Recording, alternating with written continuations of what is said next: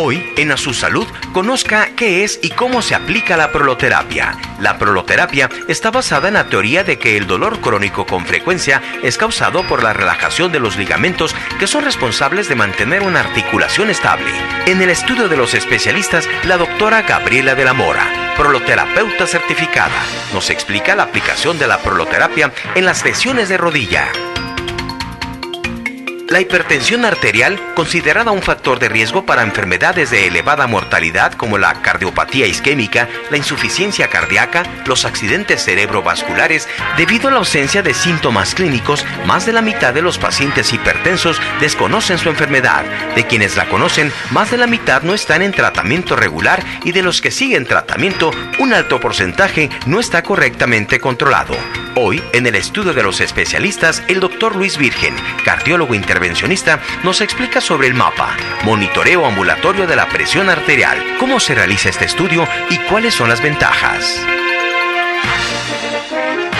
Hoy, en A Su Salud, entérese en qué consiste la pérdida auditiva. Mucha gente tiene dificultades auditivas. 1 de cada 6 personas mayores de 50 años tiene este problema y requiere algún tipo de ayuda para la amplificación de los sonidos. La pérdida auditiva va de leve a media, grave y profunda. La causa general y más común de la pérdida auditiva es la edad y la sobreexposición a fuertes ruidos. Sin embargo, también se puede dar como resultado de otras alteraciones. En el estudio de A Su Salud, nos acompaña el doctor José Miguel Figueroa, médico otorrino. Bienvenidos a Su Salud, el programa de los especialistas, desde Guadalajara, Jalisco.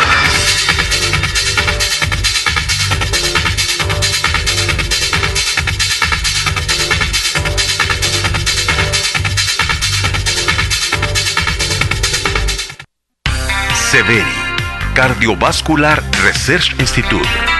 En el edificio profesional del Carmen, Hospital Arboledas y Centro Médico de Colima, en Colima. Especialistas en el tratamiento de enfermedades cardiometabólicas y en el control de los factores de riesgo cardiovascular.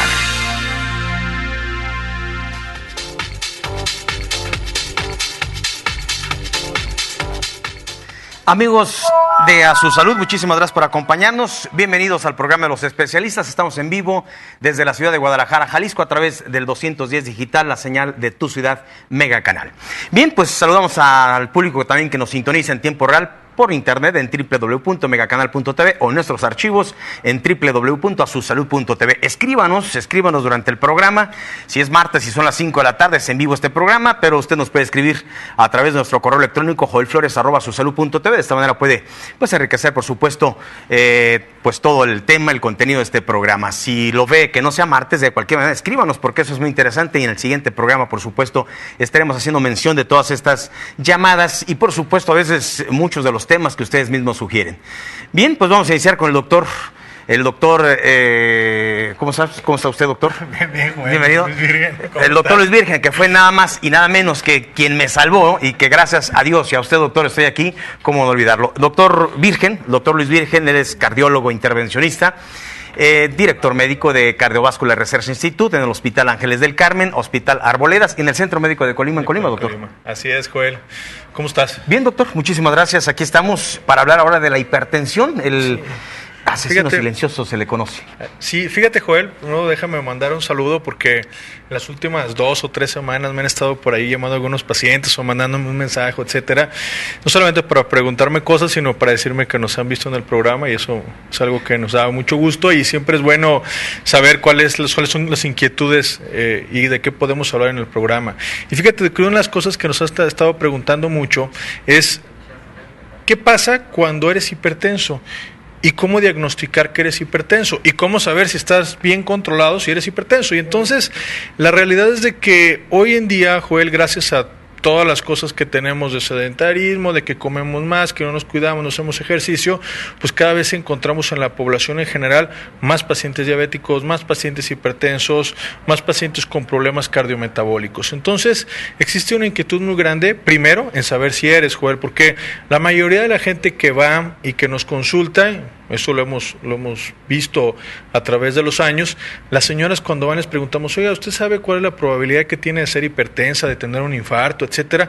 Y la realidad es de que muy poca gente sabe que existe la posibilidad de serlo, sabe las estadísticas que tenemos, sabe que en México la principal causa de muerte en las mujeres y en los hombres es el infarto. Entonces lo primero que tenemos que comenzar a hacer, como tú siempre lo platicas, es prevenir. Y para prevenir lo primero que tenemos que hacer es conocer qué prevenimos, y una de esas cosas es la hipertensión. Entonces el primer mensaje sería que todos debemos de estarnos checando periódicamente la presión para saber si somos o si no somos hipertensos. Como tú bien lo mencionabas, un porcentaje muy alto de la población no sabe que es hipertenso porque nunca se la ha medido. Y como tú bien lo dijiste, es un asesino silencioso. Entonces, muchas veces cuando el paciente llega, después de muchos años de ser hipertenso, ya llega con algunos trastornos ocasionados por la hipertensión.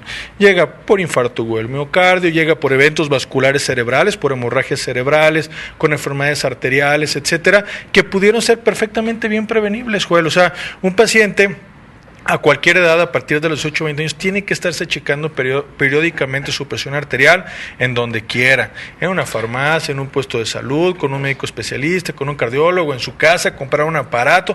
Hoy es muy fácil, Joel, hoy es muy fácil adquirir un aparato para checar la presión arterial. La mayoría de estos aparatos son confiables, son buenos, en cualquier lugar uno los puede adquirir, y yo nada más les recomendaría a nuestro público que compren aparatos que son de brazo, que son un poquito más fidedignos y que son automáticos, que significa que una persona perfectamente bien se los puede checar, ¿sí? Doctor, ¿por qué, a partir de qué edad, cuál es la etapa o la edad de riesgo en que puede hacer presencia Uno puede ser hipertenso a cualquier edad, Joel. Tenemos hipertensos desde causas secundarias, desde la etapa de la niñez, etcétera. Y bueno, hoy sabemos que los pediatras checan la presión desde que el bebé nace, etcétera. Entonces uno tiene que ir checando conforme va evolucionando.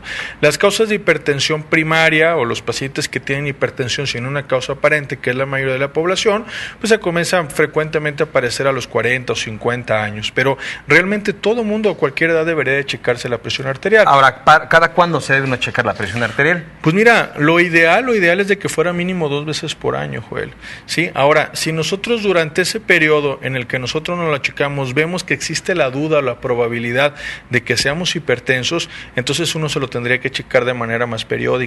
Hay mucha gente que tiene a su mamá, a su abuelito, a su tío hipertenso, tiene un aparato para checarse la presión en su casa y ni siquiera le da la curiosidad de ir y dice, oye, pues chécamela a mí también, ya que estás, ¿no? Algunas veces los pacientes dicen, oye, doctor, traje a mi mamá, pero no me la checa a mí también. Bueno, pues sí, ¿por qué no? Con mucho gusto vamos a checar la presión. Lo importante es que nosotros llevemos primero, ¿sí? Y sepamos si tenemos la posibilidad de ser hipertensos. ¿Qué pasa en el momento en que un paciente no sabe, ignora que es hipertenso, y está la hipertensión trabajando? Esta se dispara durante el día o durante el tiempo X. ¿Qué daño se está causando eso y el paciente no se está dando cuenta? Sí, fíjate, Joel, que ese es el principal problema, que muchas veces dice la gente, no, es que yo no me la checo porque no me siento mal, y la mayoría de las veces que un paciente es hipertenso no se siente mal. Entonces, la presión va aumentando, va causando daño, y conforme va causando daño, cuando nos damos cuenta son en etapas muy avanzadas de las enfermedades. Hoy consideramos a la hipertensión arterial como un valor arriba de 140/90 en los pacientes que no son diabéticos, y más bajo, un poco más bajo en aquellos pacientes que tienen muchos factores de riesgo, en los pacientes que son diabéticos o tienen problemas renales. Pero 140/90, si uno agarra su aparatito, se lo checa y ve que está abajo de eso, pues es considerado como una presión normal. Cuando uno comienza a tener la presión alta, el corazón tiene que bombear más sangre y va dañando al corazón, al cerebro, a los pulmones, a los riñones, a los órganos vitales con los que nosotros vivimos. Y eso, obviamente, a través de los años va disminuyendo nuestra calidad de vida y va disminuyendo la posibilidad de que nosotros vivamos, o va aumentando la posibilidad de que tengamos otras enfermedades, como la diabetes, como parte de los problemas coronarios, de la cardiopatía isquémica, etcétera. Entonces, es muy importante que nosotros controlemos desde el principio, desde las edades tempranas, la hipertensión, y un paciente que es hipertenso bien controlado le va a ir bastante bien, Joel. O sea, muchos dicen, oye, pero voy a tener que tomar un medicamento. Bueno, cada vez hay mejores medicamentos, los que se toman una sola vez al día, que se te olvida, etcétera, pero eso es importante. La otra causa, Joel, el otro problema que tenemos es el paciente que es hipertenso, pero está mal controlado. O sea, Apenas la mitad, como tú decías, saben qué es, pero de esa mitad que es, o de esa tercera parte que es, todavía el 50% está mal controlado. O sea, ya sabes que eres hipertenso, pero no llevas un tratamiento, no llevas una dieta, no llevas todo de manera adecuada. Entonces, de nada tampoco sirve que sepas que eres hipertenso si no llevas un control.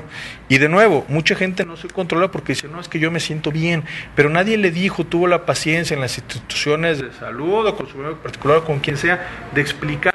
No lo va a sentir en el primer día, en el segundo día, sino después de 3, 4, 5, 10, 15 o 20 años va a tener la consecuencia de todo lo que dejó que fuera estragando su presión arterial. Eso es muy importante.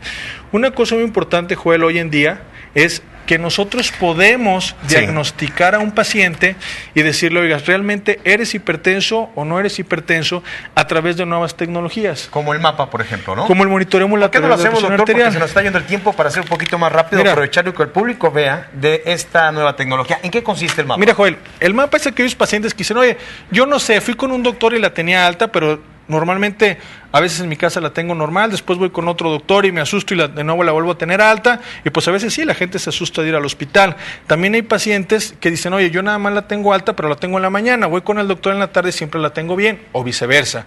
O el paciente que toma sus medicamentos y se comienza a dar cuenta que en algunos momentos del día la tiene alta. Entonces lo que hacemos con el monitoreo ambulatorio de la presión arterial, Joel, es exactamente lo mismo como si te fuéramos a checar la presión, pero entonces este aparato se va a insuflar y nosotros lo vamos a guardar todo a través de una computadora. Esta computadora nos va a ir guardando y va a ir insuflando cada tiempo que nosotros le avisemos, cada 20, 30 minutos o cada hora, dependiendo del sueño del día, lo puedes guardar esto, ¿sí? Irte a trabajar, irte a hacer la mayoría de tus actividades. Vamos a tener esto y después de que nosotros tenemos eso, nosotros lo podemos graficar como tú lo puedes observar aquí, si nos dan un zoom, y nosotros podemos determinar durante las diferentes horas del día, como puedes ver, cada una de estas rayitas significa que la presión se fue checando y nosotros podemos ir viendo de manera durante todo el día en un trazo si dentro de estas barras se encuentra la presión arterial normal o no. Entonces podemos jugar a graficarlo y podemos observar si el paciente realmente a lo largo de 24 horas es o no hipertenso. Muy bien. ¿Influye el comportamiento físico de la persona, doctor, del paciente?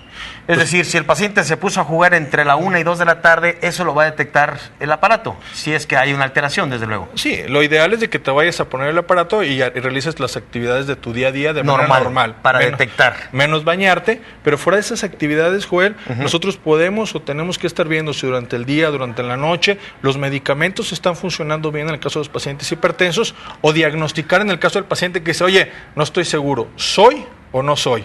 Bueno, vente, ponemos un aparato 24 horas y con eso podemos saber si necesitas o no medicamento. Entonces el monitoreo ambulatorio de la presión arterial, que es esto, es lo más efectivo, y esto es para tener más certeza de si existe o no la hipertensión, presencia de este silencioso asesino, ¿no? Así es, Joel.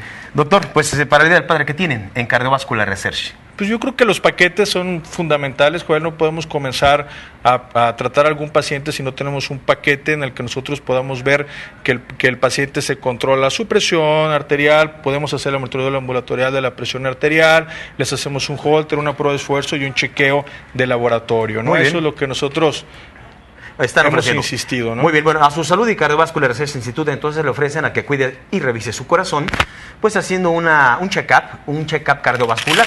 El check-up incluye todo lo que usted está viendo en este momento: consulta por especialista, prueba de esfuerzo, electrocardiograma, perfil cardiometabólico con los exámenes de triglicéridos, colesterol, el alto, el bajo, y bueno, saber cómo anda usted de su glucosa, y por supuesto el monitoreo cardíaco, que es lo que le estamos comentando. A diferencia del mapa es el holter, que esto es para... El holter lo que nos permite es ver a aquellos pacientes que tienen arritmias, ver cómo está el seguimiento igual durante 24 horas, pero de la actividad eléctrica del corazón. Correcto. Y el mapa, que es el monitoreo ambulatorio de la presión arterial, que también se incluye. Doctor, no dijimos el costo. Sí, aquí está el costo.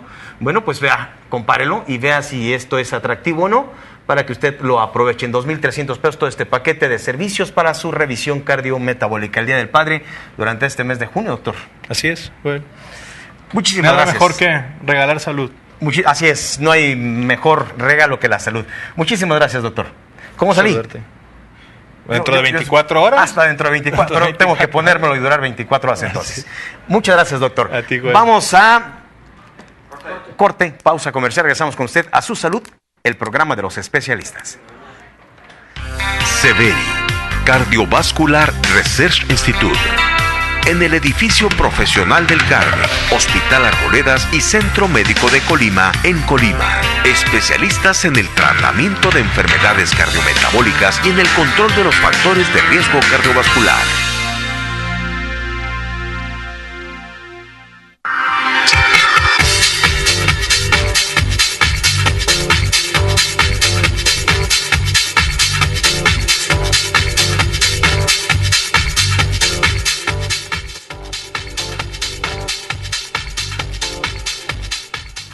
Bien, continuamos en A Su Salud y bueno, ya está con nosotros el doctor José Miguel Figueroa Chávez. Él es otorrinolaringólogo y vamos a platicar de lo que es la pérdida auditiva, este padecimiento, doctor, tan frecuente también en nuestra sociedad después de cierta edad, después de los 40, así como los problemas visuales.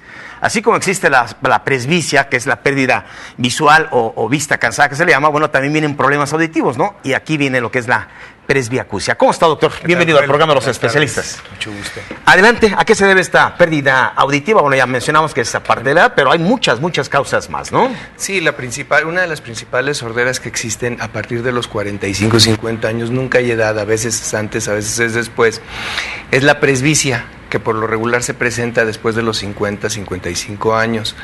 Es el desgaste lógico y natural de las células auditivas del órgano de la audición, así como de las células nerviosas que conforman la salida del nervio auditivo a nivel del caracol u órgano de la audición. Se van desgastando al paso de los años y su característica lógica, Joel, es que escuchas pero no entiendes. Oyes, pero no entiendes la palabra. Es el término que los pacientes más comúnmente te dan, que dicen, doctor, escucho, pero no entiendo lo que me dicen. Tengo que fijarme demasiado, tengo que poner demasiada atención, fijarme mucho en los labios para poder entender lo que me están diciendo.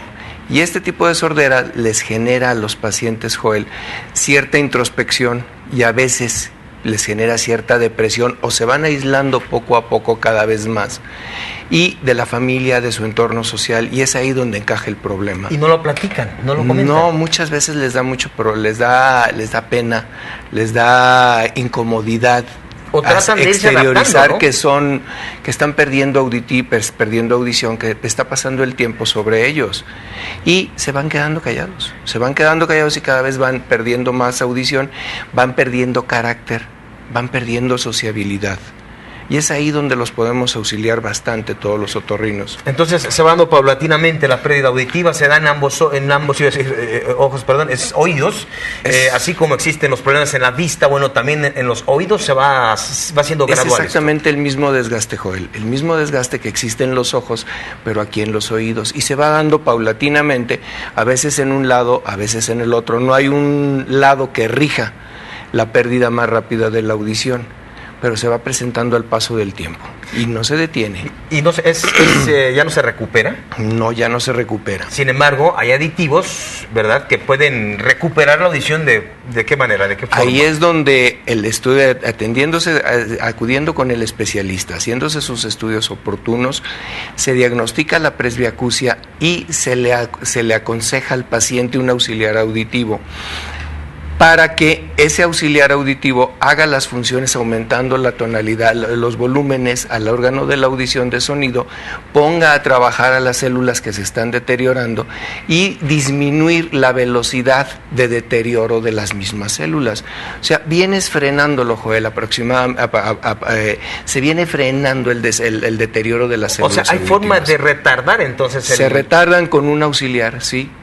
¿Qué es? ¿Es un audífono? ¿Es un aparato? Los auxiliares auditivos o aparatos auditivos, como se les conoce desde siempre, son micrófonos que van integrados, así como los que tienes en pantalla, son de diferentes tipos para los diferentes tipos de sordera. Para cada una de las sorderas hay auxiliares que van adentro del conducto, hay auxiliares que van atrás del oído, y con la tecnología hay unas maravillas de auxiliares que se programan por computadora, se hace el molde, se hace el aparato auxiliar, se hace el aparato específico para la sordera del oído que está lastimado, porque en ocasiones se calibra de acuerdo a la necesidad del paciente. Se calibran, se hacen y se calibran de acuerdo a la sordera, y existen programas, el programa de la computación a que se están calibrando cada determinado tiempo, cada 6 meses, cada año y medio. Entonces tú los vas adaptando y el aparato solito en automático oye, aumenta el volumen, disminuye el volumen según en los espacios donde te encuentras utilizándolo. Son una maravilla, son unos genios que trabajan en automático. Invisibles, de tecnología muy reciente. Tecnología, ¿no? de punta, sí hay una tecnología muy importante en todo el mundo, en los cuales está incluido el aparato, está metida dentro del aparato, son aparatos inteligentes ya, que ya no son aquellos aparatotes que traíamos, que se usaban detrás de la oreja, que se veía el bulto atrás de la oreja. ¿Y en qué porcentaje, doctor, se recupera esa audición? La recuperación es que el paciente, por ejemplo, si tiene una caída, la presbiacusia, tiene una caída del 50%, él llega a recuperar, a oír, no a recuperar su sordera. Llega a oír, a estimular las células nerviosas aproximadamente un 40, un 50% más y a veces hasta el 60%. 60%. Se readapta el oído, o sea, se adapta el oído. Tú le metes más volumen con el auxiliar y el oído escucha mejor. Las células auditivas ya escuchan con el aumento de volumen que tiene el aparato, doctor, que le produce el aparato. Ahora platíquenos, nos brincamos a esta parte, importante saber cómo se diagnostica la sordera. El paciente llega, ¿cuál es la metodología que usted hace? Llegas al consultorio y exploras al paciente. La historia clínica. La historia clínica es muy importante, como te decía en un principio. El mismo paciente te dice, escucho pero no entiendo. Entonces tú exploras. Murmullos, ruidos, sonidos. Él oye murmullos, pero no te entiende la palabra. Entonces, le preguntas todos los antecedentes, si no es diabético, si no es hipertenso, si no tiene sordos en la familia. Esa es una historia clínica completa. Luego pasas a la revisión, que en el caso de la consulta se explora a todos los pacientes con microscopio y con endoscopios cuando es necesario, con el otoendoscopio. De ahí se pasa a hacer el estudio de audición y se diagnostica con el estudio de audición, que haces la audiometría, la timpanometría y la logoaudiometría. Y ahí ya diagnosticas, la gráfica te demuestra la pérdida de audición que tiene el paciente, y te das cuenta de una de las tantas sorderas que tiene. En este caso en concreto, la presbiacusia te da una pérdida en que se afecta tanto el órgano de las células auditivas del órgano de la audición y el nervio de las células nerviosas o los filetes nerviosos del nervio auditivo. Se diagnostica. Le explicas al paciente cuál es la sordera que él tiene, el problema que él tiene, y en base a eso le muestras los aparatos auxiliares con los cuales él va a oír mejor, va a tener una reintegración dentro de sus actividades normales, laborales, sociales, etcétera. ¿Siempre son este tipo de aparatos, doctor, o a veces son medicamentados? En este tipo de sorderas, que es específicamente de lo que estamos hablando de la presbiacusia, solamente aparatos. Hablarte de las sorderas, pues es muchísima la gama de sorderas.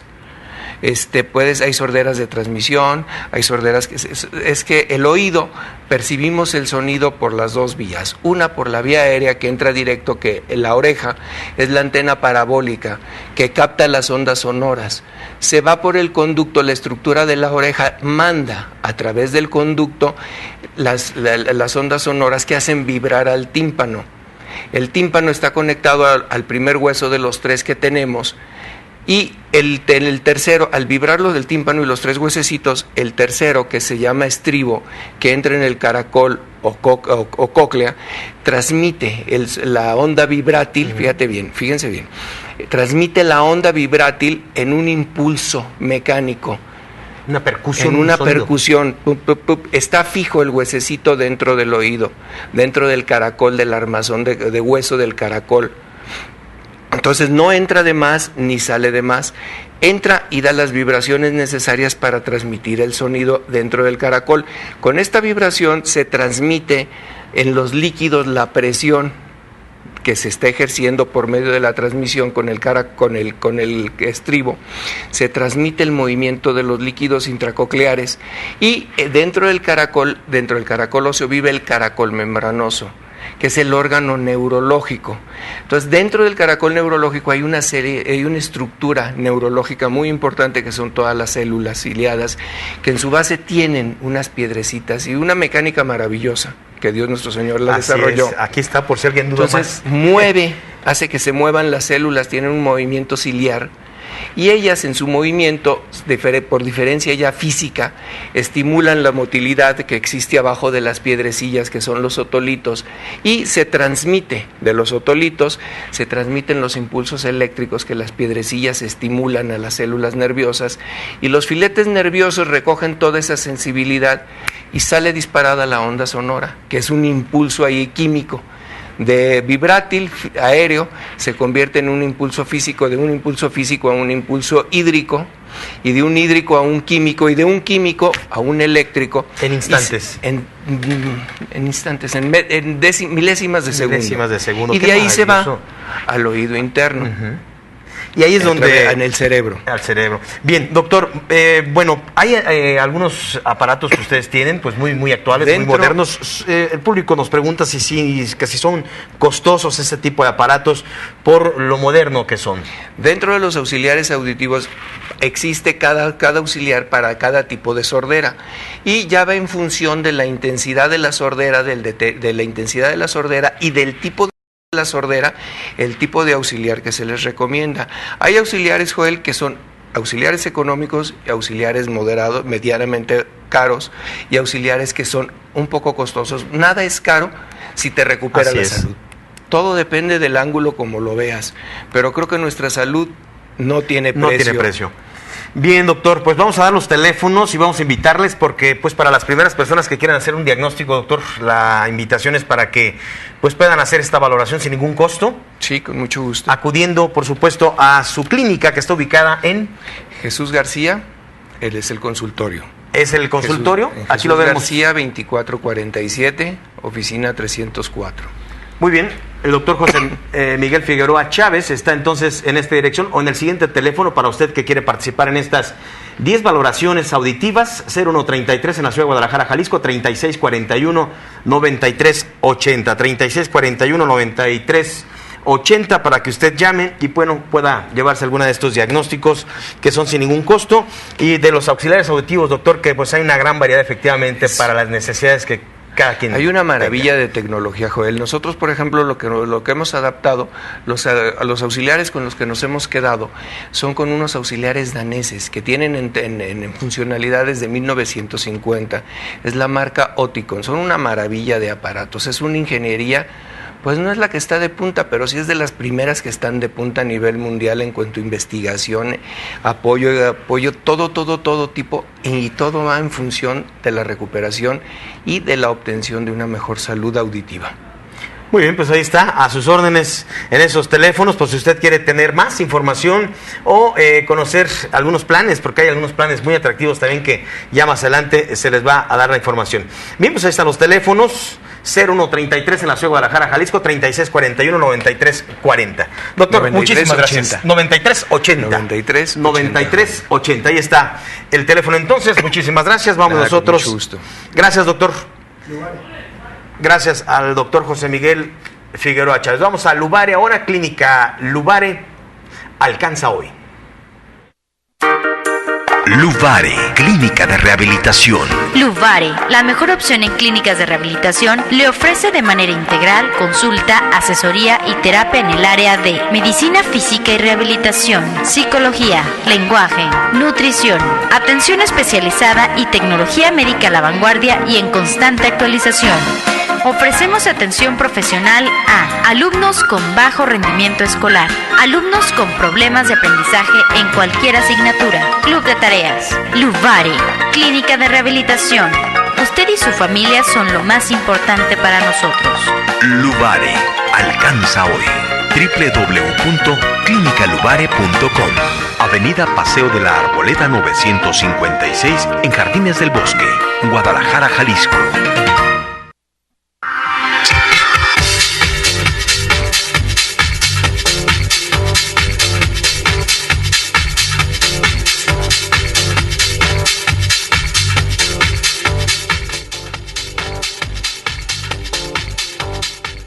Muy bien, continuamos en A Su Salud y la invitación es, por supuesto, para que nos visiten www.asusalud.tv.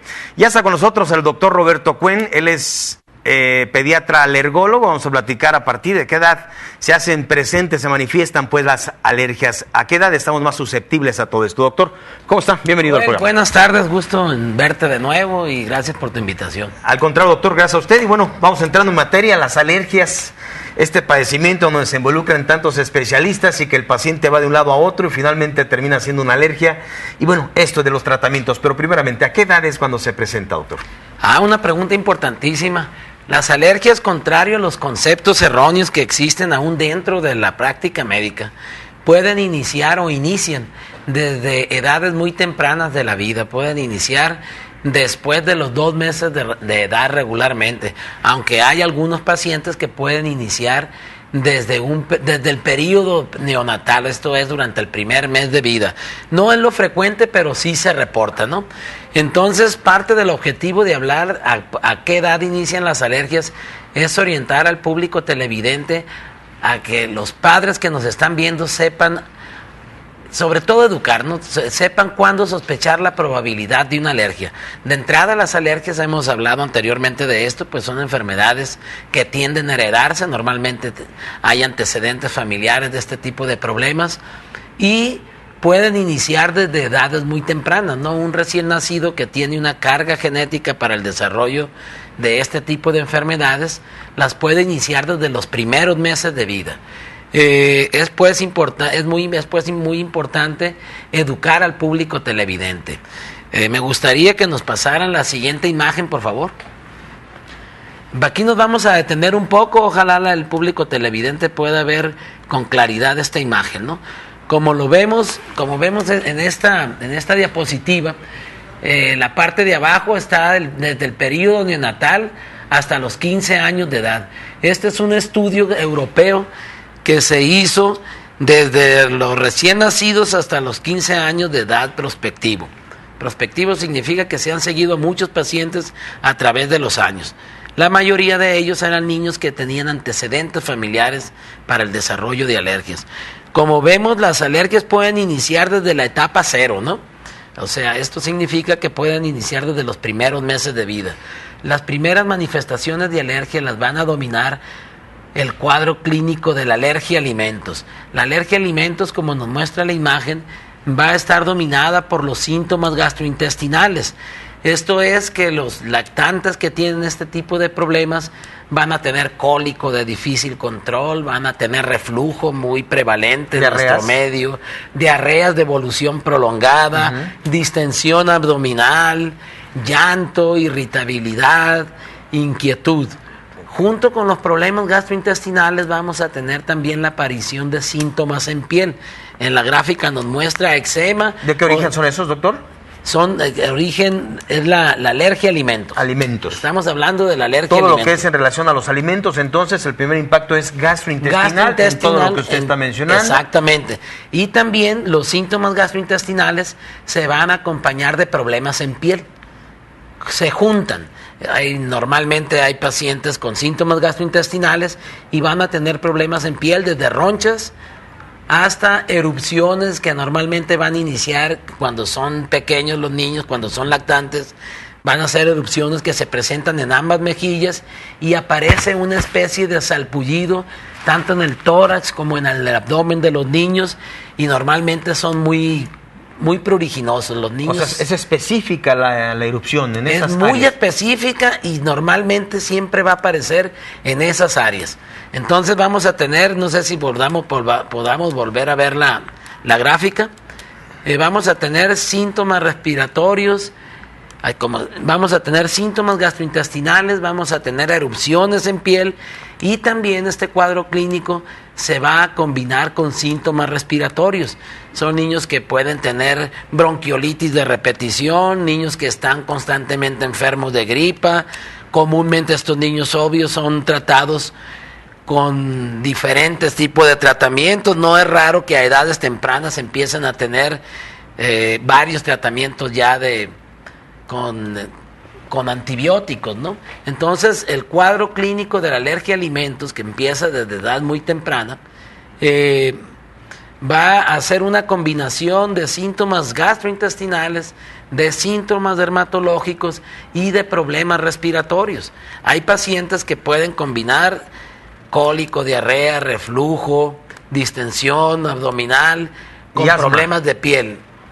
Va a haber pacientes que además de síntomas gastrointestinales y piel tengan asma del lactante, un término controvertido, pero que existe, ¿no? Entonces, por lo que entiendo en esta lámina o en esta imagen, después de los 7 años, después de los 3 años es cuando se puede presentar el problema de asma. Normal, aquí esto es un punto muy importante, ¿no? Los primeros 3 años el cuadro clínico está dominado por la alergia a alimentos y va a combinar se van a combinar síntomas gastrointestinales, síntomas en piel y problemas respiratorios. Normalmente la alergia a alimentos, conforme el niño va creciendo, tiende a remitir. Sin embargo, después de los 3 años de edad, el cuadro clínico de la alergia va a estar dominado por lo que estamos viendo en las imágenes, por las alergias ambientales. Las alergias ambientales comúnmente están condicionadas, como vemos ahí, por problemas de pólenes ambientales, ¿no? Pero importantísimo, pues, el mensaje es que, si volvemos a la imagen anterior, por favor, aquí, los primeros años de vida, pues el cuadro clínico va a estar dominado por la alergia a alimentos, tiende a remitir. Posteriormente van a ser las alergias respiratorias, asma y rinitis alérgica las que dominan el cuadro clínico, ¿no? ¿Qué debe hacer entonces la mamá en casa, doctor? Porque si se vive este problema en casa, se tiene un paciente así, ¿cuáles son las atenciones que se deben de tener? Lo primero es tener un alto índice de sospecha. Ya que mi niño de meses de edad empieza a tener cambios de leche de repetición, normalmente llegan con los compañeros pediatras y empiezan a tener cambios de leches, y aparte de los síntomas gastrointestinales, hay síntomas dermatológicos, problemas en la piel, erupciones en ambas mejillas o en el tórax o en abdomen, pues, y los síntomas están recurriendo. Lo primero que hay que hacer es tener un alto índice de sospecha. ¿Por qué? Porque cuando uno ve a estos niños, normalmente ya pasaron meses o incluso años, ¿no? Sí. Después de que ha iniciado el tratamiento, normalmente estos pacientes pues van a ir de un especialista a otro, empiezan con el pediatra, posteriormente no es raro que lo vean los gastroenterólogos, empiezan los cambios de fórmula. Es decir, de difícil diagnóstico, ¿no? Pues sí, sí, sobre todo porque no pensamos en la posibilidad de que la alergia, no pensamos en el hecho de que las alergias inician en edades muy tempranas de la vida. ¿Qué pasa si no tenemos un alto índice de sospecha? Los síntomas van a continuar a través de la edad. ¿Qué va a pasar? Que estos niños van a ser multitratados, los síntomas continúan. Entonces, cuando uno los ve, pues desafortunadamente ya los papás están desesperados, ¿no? Pues yo les invito para que se acerquen al doctor Roberto Cuen. Él está ubicado en la Torre Profesional del Carmen, aquí en la ciudad de Guadalajara, Jalisco. Y bueno, el teléfono, doctor, se lo vamos a proporcionar al público para que, aquí lo vemos, 0133 en la ciudad de Guadalajara, Jalisco, 3642-2008, un diagnóstico oportuno, las pruebas que se hacen en sangre para diagnosticar a qué alérgeno es pues susceptible ese paciente, y todos los demás estudios que tenemos hoy en día de punta. Todo esto, por supuesto, en próximos programas estaremos comentando más para el público, doctor. Claro que sí, en otras oportunidades estaremos hablando a qué momento hacer el diagnóstico, ya desde el punto de vista alergológico, en qué momento se hacen las pruebas. ¿Y a qué edad, doctor? Inician, como lo vimos en la diapositiva, desde los 2 o 3 meses hay que ver el seguimiento. Exactamente, tiene que haber un cuadro clínico que justifique hacer pruebas. Las pruebas, otro concepto erróneo es, no se hacen antes de los 2 o 3 años de edad. Este es un concepto también desafortunadamente falso y muy común. Las pruebas las pruebas de cutáneas para hacer el diagnóstico de la alergia se hacen independientemente de la edad, en el momento que hay síntomas. Esto significa que si yo tengo un niño de 2, 3, 4 meses, perfectamente se pueden realizar pruebas, hacer un diagnóstico temprano y, obvio, un tratamiento oportuno para evitar todo lo que viene después. ¿Cuáles son los tratamientos, doctor? Son muy pues variados. Normalmente, cuando es alergia a alimentos, vamos a enfocarlo en la alergia a alimentos. Una vez que se hace una prueba cutánea, normalmente son indoloras, Independientemente de la edad, quiero ser muy reiterativo en esto, ¿no? Se puede hacer desde los primeros meses de vida. Se hace una prueba, se confirma el diagnóstico de alergia o por el contrario se descarta. Si es alergia, vamos a hacer cambios de leche, vamos a dar ciertas fórmulas. Entonces hay que hacer cambios en la alimentación. Pues con esto vamos a retomar en el próximo programa, doctor, porque es muy amplio, por supuesto, el tema y las inquietudes crecen y crecen más. Pero vamos a estar pendientes de todo esto. Aquí vemos el teléfono, los datos para que usted se pueda poner en contacto nuevamente. Gracias, doctor Roberto. Con el gusto en saludarlo. Muy amable. Vamos con el doctor Miguel Ángel Montoya. Sí, vamos con el doctor Miguel Ángel Montoya en el Centro Integral de Ozonoterapia Médica aquí en la ciudad de Guadalajara, Jalisco, y él nos habla también pues del protocolo que se hace para dar seguimiento al problema de hernia discal. Es un tratamiento sin cirugía. Veamos lo siguiente. Hoy día nos encontramos en el Centro Integral de Ozonoterapia Médica, específicamente en la sala de discólisis, donde realizamos el procedimiento conocido como discólisis intervertebral, un procedimiento que se utiliza para curar y tratar las hernias de disco sin cirugía. Este equipo de fluoroscopía nos sirve a nosotros para visualizar en tiempo real las vértebras donde se encuentran los discos intervertebrales. Estos discos intervertebrales en donde se forman las hernias de disco. Mediante este equipo nosotros dirigimos una aguja como la que estamos viendo aquí en la pantalla. Estas agujas, como ven, son un poquito largas. Estas agujas las vamos a introducir percutáneamente, es decir, a través de la piel, como si estuviéramos haciendo una punción o una inyección. Y mediante este equipo, y al visualizar la imagen en tiempo real, vamos a dirigirla en un ángulo de 45 grados hasta ingresar al centro del disco. Como vemos en esta resonancia magnética, este es el estudio en el cual nosotros nos basamos o fundamentamos si los pacientes son candidatos al procedimiento. Aquí en esta imagen podemos apreciar, por ejemplo, una hernia de disco que se encuentra en la zona lumbar, específicamente entre las vértebras L4 y L5.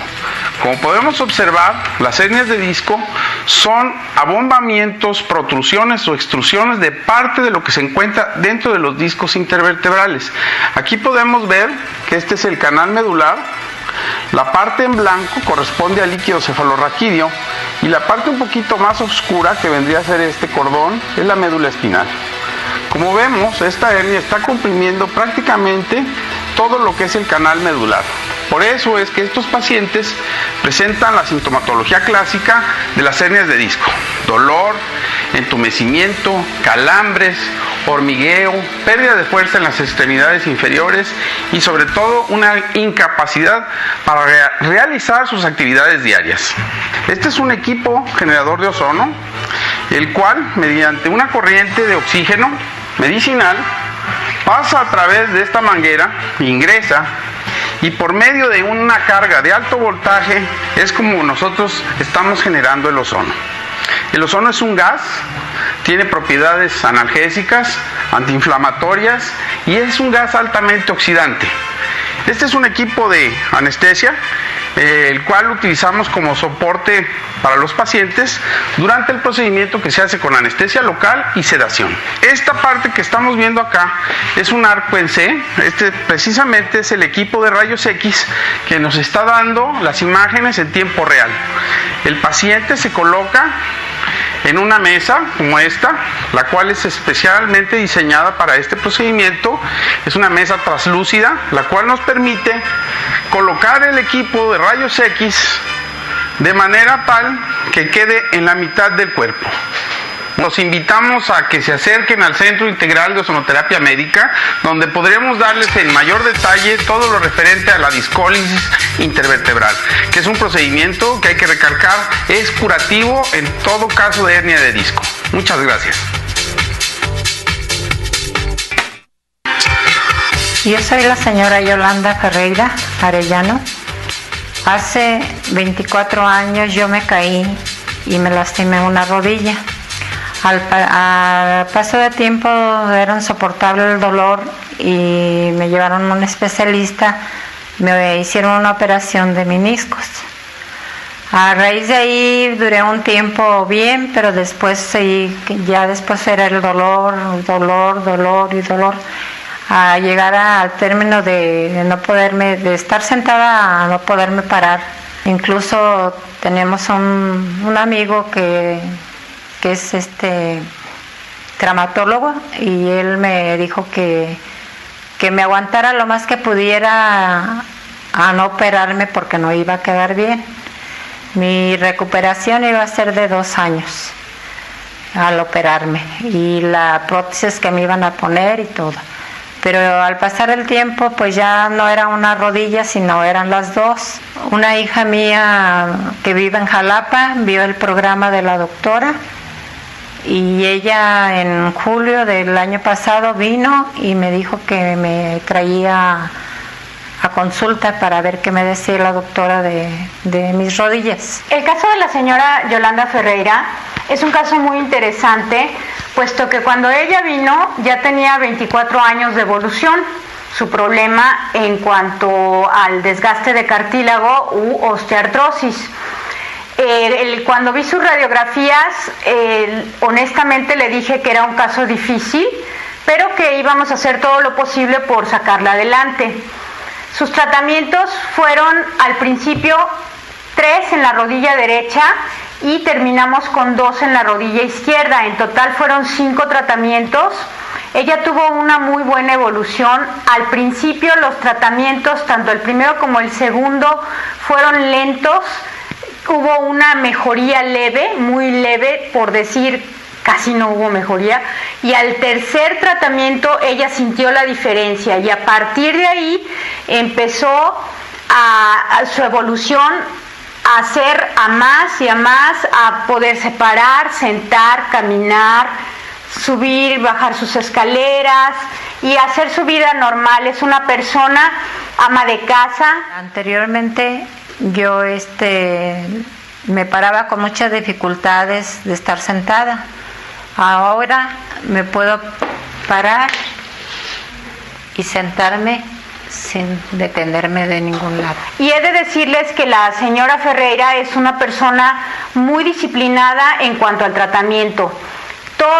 Todo lo que se le dijo punto por punto lo hizo y lo sigue haciendo, porque finalmente no está de más que se sigan cuidando post tratamiento, ya que el cuerpo sigue regenerando por 1 año y medio después, en donde se aplican las inyecciones de proloterapia. Gracias a Dios y a la doctora estoy muy bien. Amigos de su salud, soy el doctor Humberto Ruiz Orozco, director general de la Clínica Santa Lucía. El día de hoy nos vamos a ocupar del tema de las cataratas. El ojo tiene una estructura denominada cristalino que debe mantenerse transparente para que tengamos una visión eficiente durante nuestra vida. Este cristalino puede sufrir alteraciones y perder su transparencia, a lo cual se le denomina catarata. La razón por la cual se presentan las cataratas más frecuente es la edad. Sin embargo, existen algunas otras razones por las cuales este cristalino puede perder su transparencia. Puede existir cataratas en los niños, que se llaman cataratas congénitas. También puede presentarse cataratas después de los traumatismos, y pueden presentarse también en pacientes con alteraciones metabólicas. Específicamente los pacientes con diabetes presentan más frecuentemente y más rápidamente las cataratas. Es importante que se haga un buen diagnóstico. Existen en la actualidad muchos avances tecnológicos que nos permiten resolver el problema de la opacidad del cristalino, y estas consisten en la extracción del mismo a través de un sistema que se llama vacuumulsificación. Esto es que con un sistema de ultrasonido vamos a sacar la parte opaca del cristalino y vamos a reemplazar esto con un lente intraocular. Es muy importante que tengamos una buena evaluación del paciente, hagamos un buen diagnóstico, conocer cuál es la situación real de la catarata, lo cual implica que exista un médico bien entrenado, con experiencia, para que pueda prever y proveer de la tecnología necesaria para que el paciente reciba el mayor beneficio para su salud. Así como mencionaba yo que la vacuumulsificación es el sistema más moderno que se desarrolla para quitar las cataratas, también el lente intraocular ha venido sufriendo una evolución sumamente importante, de tal manera de que lentes intraoculares que se ponían en la actualidad simplemente para poder darle visión al paciente independientemente del resultado visual, ahora contamos con lentes intraoculares que le permiten al paciente visión lejana y cercana, además de corregir el astigmatismo. Estos lentes se denominan lentes premium. La cirugía de catarata no es solamente el extraer el cristalino y poner el lente. Ahora consideramos la cirugía de catarata un problema que se llama refractivo. Entonces buscamos que el paciente tenga el mejor efecto visual sin la dependencia de los lentes. Se requiere de un cálculo de lente intraocular preciso con máquinas de alta tecnología, de última generación, que nos permiten que nosotros podamos tener un cálculo perfecto. En Clínica Santa Lucía contamos con el equipo técnico y médico para ofrecerle los mejores resultados visuales a nuestros pacientes. Clínica Santa Lucía es una de las mejores clínicas oftalmológicas de México, especializadas en la atención de problemas de los ojos y la visión, con la tecnología más avanzada y médicos a su servicio, actualizados en actividades académicas y de investigación. Clínica Santa Lucía le ofrece consulta general de oftalmología, subespecialistas en todas las áreas de oftalmología, segmento anterior, retina, córnea, glaucoma, estrabismo, oculoplastía, uveitis. 4 quirófanos equipados con la mejor tecnología para realizar cirugía refractiva, cirugía de catarata con faco e implante de lente intraocular, corrección de estrabismo, corrección de la alteración en la posición y en la función de los párpados, con urgencia a las 24 horas, los 365 días del año. Equipo de gabinete para diagnóstico en Clínica Santa Lucía, en sus órdenes en Manuel Acuña, 2941, aquí en la ciudad de Guadalajara, Jalisco, con el teléfono 0133 36 42 81 81.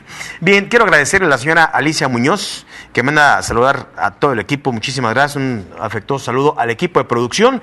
Gracias al señor Alejandro Salmerón de la Clínica Residencial Victoria. Me parece muy interesante el tema de la pérdida auditiva, pues es muy común este problema. Gracias también a Leticia Partida de Colima. Muchísimas gracias a todas las personas que llamaron. Llegamos a la parte final. Si les gustó el contenido de este programa, gracias por recomendarnos.